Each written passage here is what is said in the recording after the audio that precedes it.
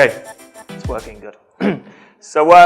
Yeah, I'm David White. I'm the Associate Director of Content Marketing at Edit. We are a digital media agency across Leeds, London and Bath in the UK. And I want to talk about international link building because my role predominantly within Edit is to source inbound links for a variety of clients across a variety of different markets and territories. Now, I've been in the market, I look about 5, but I have been in the market for about 7 years. And in 2012, when I started, my job was super easy. It was so easy. I would have a list of links I needed to get, maybe 5 links a month or whatever the number was. I would ring up, I would tweet, I would email a blogger, I would throw them 50 quid, and they would shove the link up. And I would rub my hands, job done. Obviously, as time progressed, it became a lot harder to get links, and we realized that working with bloggers and for paying for links not only was getting devalued by Google from an SEO perspective, but actually it was passing minimal SEO value. So we decided, and we don't work with bloggers at Edit, we decided to go straight for the national media. And hopefully today, what I'm going to teach you is a few tricks and a few ways that you can get national links without paying in any market, any territory across the globe. So that's my first question. Is it possible to build national media links without paying globally? Is it possible to get a link in, for example, the Polish market on their national newspapers, pointing back to your client site or your brand site without paying? Well, the answer is absolutely yes. Now, obviously, there are some challenges that we face in terms of what do we do, what can we create, what stories can we create. If we have to create data, that can be super expensive, and obviously the cost that goes behind it can be expensive. But I want to start with why links are a pain, why links keep me up at night, why links have bought me a house but also ruined my life a little bit at the same time. And it's because search engines love them. We did, my company was branded free prior to Edit. We changed it over recently. And at branded free, we did a ranking factor study. And I'll tweet it out afterwards.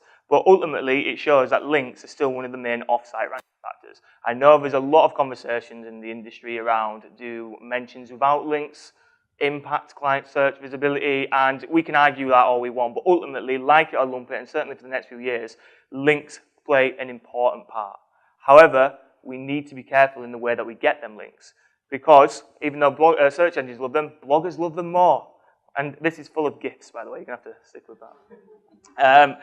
Yeah, bloggers love them. You know, it's so easy, isn't it? You could go to any mummy blog and, you know, for 50 quid, 50 zloty, 50 euro, whatever it takes, and they absolutely rinse it.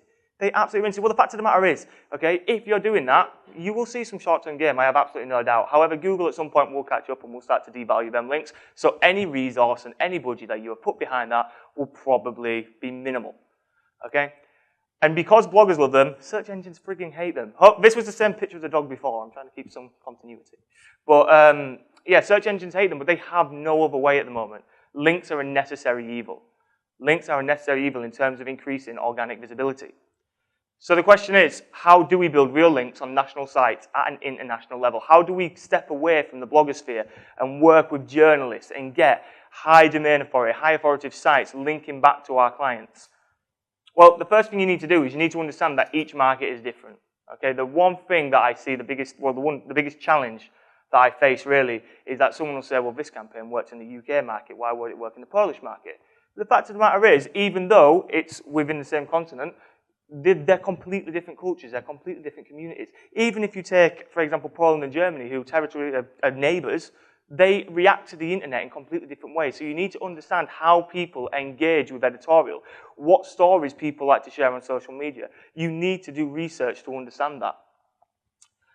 The second thing you need to do is you need to understand what gains links. Before you take a step into any market, you need to think to yourself, right, what are my competitors doing that are gaining links? What are my target audience talking about and sharing? And what can I do to learn from that? Well, this tool is called Buzzsumo. I don't know if anybody's seen it or not, but Buzzsumo essentially allows you to do numerous things. It's based all on social shares and social engagement.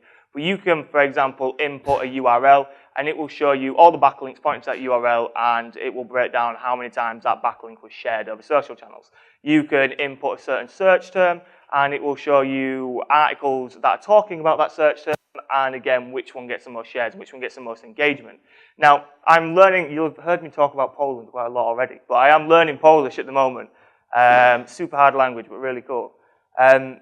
So what I've done is I just put something really vague into Buzzsumo just to show you kind of what we can do. And the word is holiday. So say, for example, you were doing a campaign, I hope the world's holiday, I think, yeah, here's, thank you. My policy's getting better.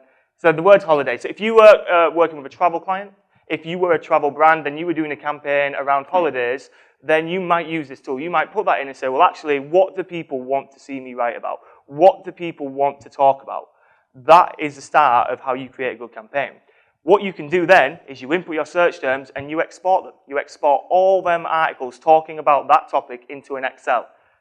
Now, what Buzzsumo allows you to do, it allows you to export all the articles that all journalists are talking about around that topic, and it will also show you how many links their articles gained, how many natural backlinks their articles gained. So if you remove all the URLs around that topic that don't have any backlinks pointing to them, just sack them off, because obviously people didn't want to link to them. Journalists did not want to link to that content, so therefore you should not be focusing on that. Remove all of them, create a pivot table, and find the value of each content type. Now this is another thing that Buzzsumo allows you to do. It shows you the type of content that gets links and shares. So when I pulled the word in Polish for holiday, and I removed all the URLs with no backlinks pointing to them, I found that actually, it may sound quite simple, and obviously it was quite a vague term, but list features. List features are the ones that people want to link to. So if I was doing a campaign around holiday in Poland, and I was going to the national media or journalists within that territory, I might display my campaign in the style of a list feature. Because I know for a fact that list features get more links. So therefore, journalists are more likely to link to the content if it looks like a list feature. Again, the thing to remember is that not every market is the same. Okay? So if we did the exact same, and I use the German word for holiday here, in Germany, we find that general articles get more links. Okay? So just general write-ups. So the way you visualize your content, the way you visualize your campaigns has to be based on stats, has to be based on what people like to talk about, what people like to share, what people like to link to. You cannot potentially do, I mean, it might work, but it might not as well, a campaign in Poland and say, well, this campaign works really well in Poland, let's just translate it and throw it out into the German market. Because the German media might be like, we don't want to talk about that, we don't want to link to it, that's not of interest to our target audience at all. So this kind of information will help you develop the way you visualize your campaigns to get links. Now, in order to be heard, we must first listen. You have to understand what that market talks about. And I'm going to talk quite heavily about social listening, because social listening, when building international campaigns, offers you so much information. So this is a tool called Radarly. Radarly is run by Linkfluence, and it's just a tool that I use. But essentially, I can input search terms, and I can find out all the journalists who have talked about that.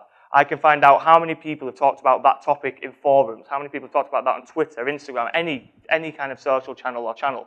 So I'm going back to the Polish word for holiday here, and what I've done is I've input that, and I've scanned over a select period of time, and I can see from this first graph here that actually, you know, Instagram is the top one. Obviously, Instagram's probably going to be the top one because it's very visually led.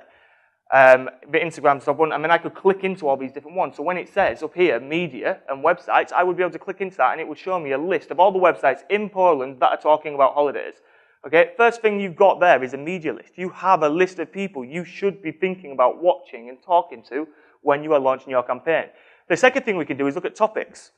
Okay, so it thinks of the ideas for us. I've put in the word holiday, and it breaks down all the different types of topics, lifestyle, entertainment. I can click into lifestyle, and it will show me all the different words that they are relating to within lifestyle. So for example, if I clicked into that, it might show me something like the most relaxing places or something like that, which is a lot of lifestyle features. Right there, social listening has thought of a campaign idea for me, because I could be like, well, I'm going to do the most relaxing places to go on holiday around the world, and I'm going to visualize in a list feature, and I'm going to go to the people who talk about this stuff based on this information.